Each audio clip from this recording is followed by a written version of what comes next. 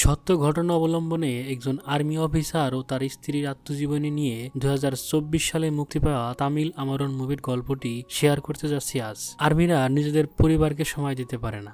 প্রতিবারই তারা বিভিন্ন মিশনে যায় আর টেনশনে থাকে বাড়িতে থাকা স্ত্রী ও পরিবার।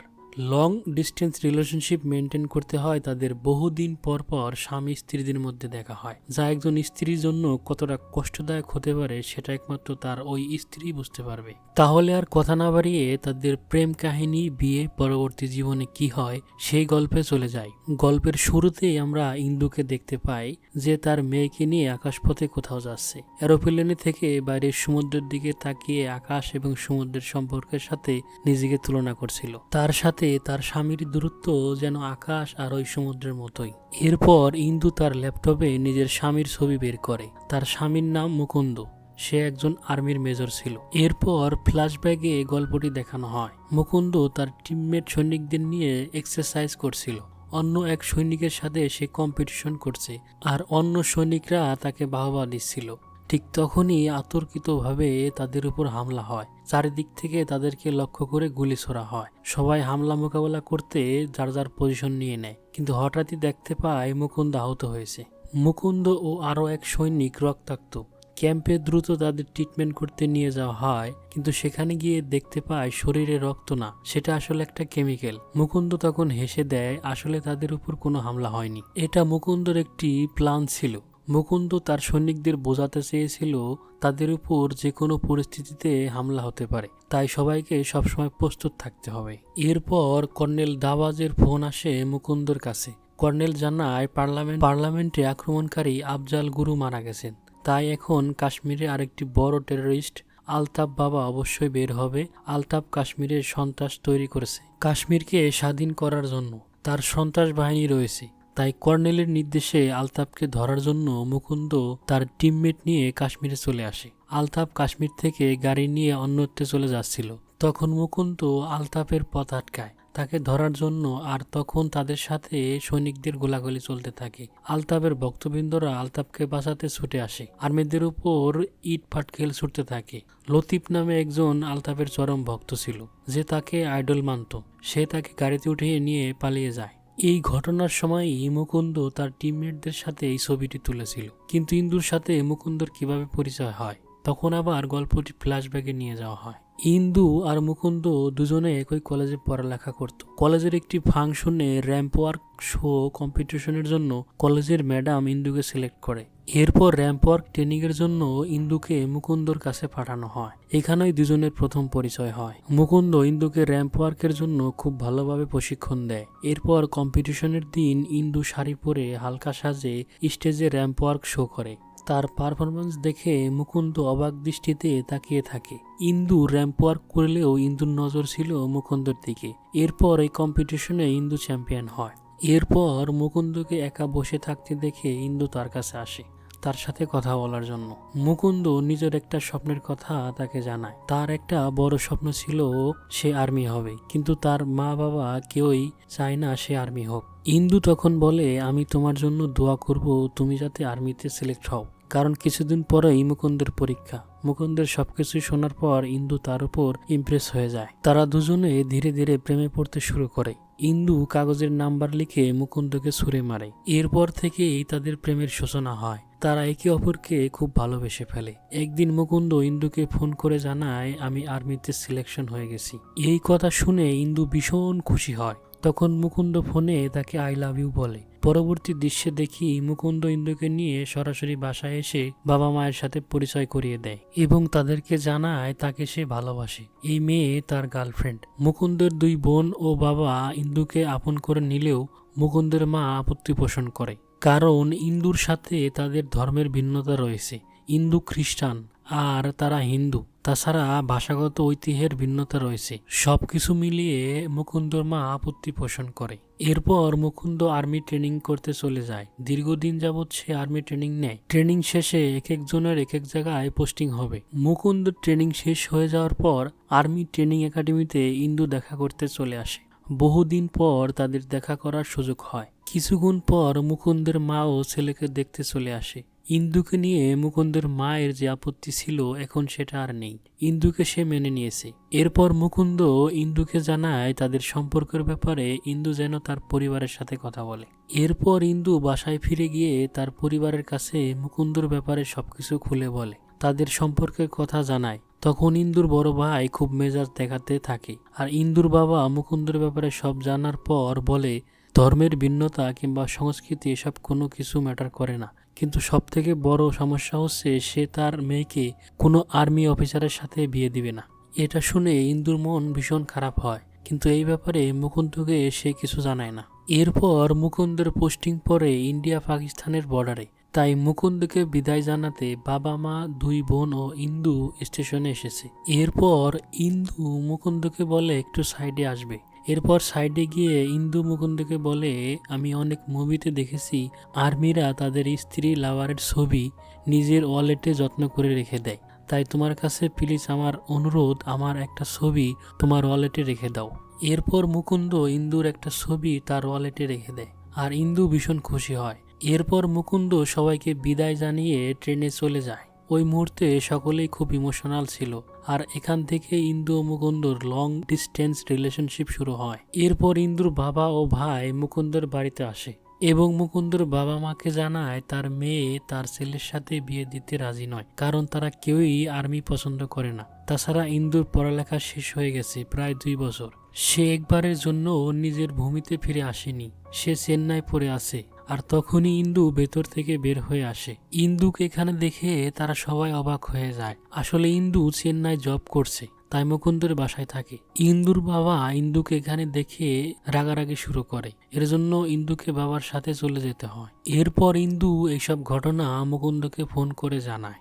এরপর একদিন হঠাৎ করে মুকুন্দ আর্মি ইউনিফর্ম পরেই ইন্দুর বাসায় চলে আসে তার বাবার সাথে কথা বলতে। মুকুন্দ বোঝানোর চেষ্টা করে ইন্দুকে সে কতটা ভালোবাসে, ইন্দুকে সে বিয়ে করতে চায়। তখন ইন্দুর বাবা বলে আর্মিদের জীবন খুবই ঝুঁকিপূর্ণ, তারা সব কঠিন কাজ করে, আর্মিরা নিজেদের পরিবারকে সময় দিতে পারে না, তাই সে তার মেয়েকে কোনো আর্মি অফিসারের সাথে বিয়ে দিতে চায় না। মুকুন্দ তাদের বোঝানোর পর ইন্দুর বাবা ও পরিবারকে রাজি করতে সক্ষম হয়। তখন ইন্দু ভীষণ খুশি হয়। এর কিছুদিনের মধ্যে দুই পরিবারের সম্মতিতে ইন্দু ও মুকুন্দর বিয়ে হয়। দুজনের ভালোবাসার পবিত্র বিয়ের মাধ্যমে পূর্ণতা পায়। বিয়ের পর মুকুন্দের পদোন্নতি হয়, ক্যাপ্টেন হয়। সবকিছু মিলিয়ে দুজনের সুখে শান্তিতে বসবাস করছিল। বছরখানেক পর দুজনের ঘরে ফুটফুটে একটি মেয়ে সন্তান হয়। এভাবেই সময় যেতে থাকে, কিন্তু চাকরির জন্য মুকুন্দ তার পরিবারকে খুব বেশি সময় দিতে পারত না। মেয়ে আস্তে আস্তে বড় হচ্ছিল। মুকুন্দ একটা মিশন থেকে ফিরে এসে এয়ারপোর্টে নিজের মেয়ে স্ত্রীর সাথে দেখা করে। তার হাতে বেশি সময় নেই। স্ত্রী সন্তানকে কিছুক্ষণ সময় দিয়ে এয়ারপোর্ট থেকেই নিজের নেক্সট মিশনে কাশ্মীরে চলে যায়। কাশ্মীরকে সন্ত্রাসমুক্ত করার জন্য তারা কাজ করছিল। কাশ্মীরে আলতাফ বাবা নামের এক টেরোরিস্ট ইন্ডিয়া থেকে কাশ্মীরকে আলাদা করার মিশনে নেমেছে। আর্মিদের বিরুদ্ধে তারা যুদ্ধ করতে চায়, আর এই সন্ত্রাস বাহিনীদের থামাতে হলে আলতাফকে শেষ করে ফেলতে হবে। পুরো মিশন মুকুন্দর নেতৃত্বে এগিয়ে যাচ্ছিল। একদিন মুকুন্দ আলতাফ বাবার সাথে দেখা করে এবং তাকে বোঝানোর চেষ্টা করে আলতাফ যেন এই কাশ্মীরে টেরোরিজম বন্ধ করে দেয়। কিন্তু মুরব্বি উল্টো বলে আলতাফ কোনো টেরোরিস্ট নয়, সে একজন ফ্রিডম ফাইটার। কাশ্মীরকে স্বাধীন করার জন্য আলতাফ লড়ে যাচ্ছে, তাকে হাজার বুঝিয়েও কোনো লাভ হয় না। এদিকে আলতাফ ছোট ছোট বাচ্চাদের টেরোরিজমের যুক্ত করে, তাদের ব্রেন ওয়াশ করে, তাদের বোঝানোর চেষ্টা করে ইন্ডিয়ান আর্মি তাদের শত্রু, কাশ্মীরকে আলাদা স্বাধীন রাষ্ট্র বানাবে। তাদের অস্ত্র ট্রেনিং দিচ্ছিল। এখানে লতিফকেও দেখতে পায়, যে একবার আলতাফকে সেভ করেছিল। অন্যদিকে এক বৃদ্ধ লোক মুকুন্দকে ফোনে জানিয়ে দেয় আলতাফের লোকেশন এবং তারা পরবর্তী মিটিং কোথায় করতে যাচ্ছে সেই ব্যাপারে তথ্য দেয়। এরপর মুকুন্দ আলতাফকে ধরার জন্য কর্নেলের সাথে নিয়ে পরিকল্পনা শুরু করে। পরিকল্পনা অনুযায়ী তারা বিভিন্ন জায়গায় অবস্থান করে। তারপর আলতাফের পুরো টিমের সাথে আর্মিদের একটা গোলাগুলি হয়। সারা রাত ধরে দুপক্ষের মধ্যে গোলাগুলির লড়াই চলতে থাকে। গোলাগুলির এক পর্যায়ে মুকুন্দ আলতাফকে মেরে ফেলে। আলতাফকে মেরে ফেলার মাধ্যমে এই মিশন শেষ হয়ে যায়। এই মিশন সফল হওয়ার জন্য মুকুন্দ ও তার পুরো টিমকে সম্মাননার সাথে পুরস্কার দেওয়া হয়। অন্যদিকে আলতাফের মৃত্যুর পর আসিফ নামের একজন টেরোরিস্টের গ্রুপ লিডার হিসেবে কাজ করতে থাকে এবং তাদের নেতৃত্ব দিতে থাকে। এরপর হঠাৎ করে একদিন টেরোরিস্টরা আর্মিদের উপর হামলা করে। তারা মুকুন্দকে মেরে ফেলতে চাইছিল, সেই গোলাগুলিতে 2জন আর্মি মারা যায়। এরপর দেখা যায় মুকুন্দর টিমের একজন সৈনিক ওয়াহিদ, যে কিনা কাশ্মীরের বাসিন্দার, তাকে সন্ত্রাসীরা রাস্তা থেকে তুলে নিয়ে এরপর থেকে তাকে টর্চার করতে থাকে। মুকুন্দ যখন এটা জানতে পারে তখন সে যে কোনো মূল্যে ওয়াহিদকে বাঁচানোর জন্য চেষ্টা করে, কিন্তু ওয়াহিদ কোথায় আছে, কোন অবস্থায় আছে সেটা তারা জানতো না। এরপর দেখা যায় টেরোরিস্টের নেতা আসিফের বাবা মুকুন্দের সাথে দেখা করতে আসে। সে জানায় সে কখনো চাইছিল না তার ছেলে টেরোরিস্ট হোক। তিনি আরও জানায় আগামীকাল সকাল 10টায় গ্রামের সকলের সামনে ছোট্ট একটা বাচ্চাকে দিয়ে ওয়াহিদের গর্দান কাটা হবে, যাতে করে এই নির্মমতা দেখে কাশ্মীরের আর কেউ আর্মিতে জয়েন করার দুঃসাহস না দেখায়। পরের দিন নির্ধারিত সময়ে টেরোরিস্টরা ওয়াহিদকে গর্দান কাটার জন্য সকলের সামনে নিয়ে আসে। এরপর ছোট্ট একটি ছেলের হাতে তলোয়ার তুলে দেওয়া হয় ওয়াহিদের মাথা আলাদা করে ফেলার জন্য। এই শাস্তি দেখে যেন আর কেউ আর্মিতে যাওয়ার সাহস না পায়। ছেলেটি ওয়াহিদকে মারতে ভয় পাচ্ছিল, কিন্তু সকলেই যখন মারার জন্য স্লোগান দিতে থাকে তখন ছেলেটি তলোয়ার নিয়ে ওয়াহিদকে মারতে যাচ্ছিল। ঠিক সেই মুহূর্তে হাজার মানুষের মাঝ থেকে মুকুন্দ ও তার সৈনিকরা সন্ত্রাসীদের উপর গুলি চালায়। তারা ছদ্মবেশে এখানে এসেছিল। তারপর মুকুন্দ সন্ত্রাসীদের হাত থেকে ওয়াহিদকে উদ্ধার করে নিয়ে আসে। এরপর একদিন আর্মিতে আসা নতুন জুনিয়রদের মুকুন্দ ট্রেনিং দিচ্ছিল। তখন একজন গান লোড করতে গিয়ে ভুলবশত মুকুন্দর গায়ে শুট করে দেয়। এরপর মুকুন্দকে একটা হাসপাতালে অ্যাডমিট করা হয়। এরপর সফলভাবে তার অপারেশন করা হয়। মুকুন্দের অসুস্থতার জন্য কিছুদিন তাকে ছুটি দেওয়া হয়। এরপর মুকুন্দ কাউকে না জানিয়ে হুট করে বাড়ি ফিরে আসে। ইন্দু দৌড়ে গিয়ে বহুদিন পর স্বামীকে ফিরে পেয়ে জড়িয়ে ধরে খুশিতে আত্মহারা হয়ে যায়। মুকুন্দ নিজের অসুস্থতা স্ত্রীর কাছ থেকে লুকিয়ে রাখতে পারে না। তার স্ত্রী তাকে বলে, তোমার শরীরে কিসের ব্যান্ডেজ? সে বলে, না কিছু হয়নি আমার। মুকুন্দ বলতে চাচ্ছিল না। ইন্দু ভীষণ চিন্তিত হয়ে পড়ে। স্বামীর চিন্তায় সবসময় সে অস্থির হয়ে থাকে। মুকুন্দ এতটাই দেশপ্রেমিক ছিল যে সে তার স্ত্রীকে একদিন বলে, যদি কখনো তার কিছু হয়ে যায় সে যেন কখনো তার জন্য এভাবে কান্নাকাটি না করে। তাকে নিয়ে সে যেন প্রাউড ফিল করে এবং নিজেকে স্ট্রং রাখতে পারে। এরপর বেশ কিছুদিন মুকুন্দ তার স্ত্রী সন্তানদের নিয়ে বিভিন্ন জায়গায় ঘোরাঘুরি করে পরিবারকে সে সময় দিতে থাকে। বেশ হাসি আনন্দের মধ্যেই তার দিনগুলো কাটছিল। কিছুদিন সময় কাটানোর পর মুকুন্দ আবার আর্মিতে ব্যাক করার সময় হয়। মুকুন্দকে এগিয়ে দিতে পরিবারের সবাই এয়ারপোর্টে আসে। মুকুন্দ চলে যাচ্ছে বলে সবাই খুব ইমোশনাল ছিল। মুকুন্দ এরপর সবাইকে বিদায় জানিয়ে নিজ ডিউটিতে ফিরে আসে। এর কিছুদিন পর কাশ্মীরে ইলেকশন শুরু হতে যাচ্ছে, আর এই নির্বাচনের পুরো দায়িত্ব মুকুন্দর উপরে পড়ে। মুকুন্দর জন্য এই দায়িত্ব খুবই চ্যালেঞ্জিং ছিল, কারণ টেরোরিস্টরা প্ল্যান ছিল এই নির্বাচন যেন কোনোভাবে না হয়। ইন্ডিয়ার অংশ হিসেবে কাশ্মীরে কোনো নির্বাচন হোক এটা টেরোরিস্টরা চাইছিল না। এরপর নির্বাচন অনুষ্ঠিত হয়। আগের তুলনায় এই নির্বাচনে বহু সংখ্যক মানুষ ভোট দিতে আসে। আর্মিদের উপর ভরসা করে আর্মিরা মানুষদের মধ্যে সেই বিশ্বাস তৈরি করে ফেলেছিল। সুষ্ঠুভাবে নির্বাচন অনুষ্ঠিত হয়। ভোট শেষে ভোটের ব্যালট বাক্স আর্মিদের গাড়িতে নিয়ে যখন চলে যাচ্ছিল, ঠিক তখনই টেরোরিস্টরা ওই গাড়িতে হামলা করে। পুরো হামলাটা হয় আসিফের নেতৃত্বে। তারা ভোটের সবগুলো বাক্স আগুনে পুড়িয়ে ফেলে। বেশ কয়েকজন আর্মি ও মানুষ মারা যায়। মুকুন্দ ফিরে এসে এইসব দেখে খুব ভেঙে পড়ে। পরদিন মুকুন্দ যখন খাবার খাচ্ছিল তখন ওয়াহিদ এসে জানায় আসিফের লোকেশন পাওয়া গিয়েছে, আর যেই এরিয়াতে আসিফ আছে সেখানে অনেকগুলো লোক জিম্মি করে রেখেছে। এরপর মুকুন্দ আসিফকে ধরার জন্য বড় অফিসারের থেকে পারমিশন নিয়ে নেয়। এই মিশনটা ছিল খুবই ঝুঁকিপূর্ণ, তাই তারা সবার মনোবল চাঙ্গা করতে একটা স্লোগান দিতে থাকে। এরপর তারা কাশ্মীরের ওই গ্রামে ঢুকে যায় যেখানে আসিফ ও তার সন্ত্রাসী গ্রুপ রয়েছে। আসিফ যেই বাড়িতে সাধারণ মানুষদের জিম্মি করে রেখেছে সেই বাড়ি লক্ষ্য করে আসিফের বাবাকে দিয়ে আসিফকে বের করে আসতে বলে, তাকে সারেন্ডার করতে বলে। কিন্তু আসিফ কোনো কথা শোনে না, উল্টো সে বোমা ব্লাস্ট করিয়ে দেয়। আর্মিরা যেন এখানে আসার চেষ্টা কোনোভাবেই না করে। তখন মুকুন্দ কর্নেলের সাথে কথা বলে জিম্মি করা লোকদের বাঁচানোর জন্য আসিফকে অ্যাটাক করার পরিকল্পনা করে ফেলে। এরপর রাতের বেলায় মুকুন্দ তার ফোর্স নিয়ে ওই বাড়িতে হামলা করে। এখানে সন্ত্রাসীদের সাথে আর্মি এর গোলাগুলি চলতে থাকে। আসিফের গুলিতে মুকুন্দর সহকারী বিক্রম মারা যায়। বিক্রম খুবই সাহসী একজন সোলজার ছিল।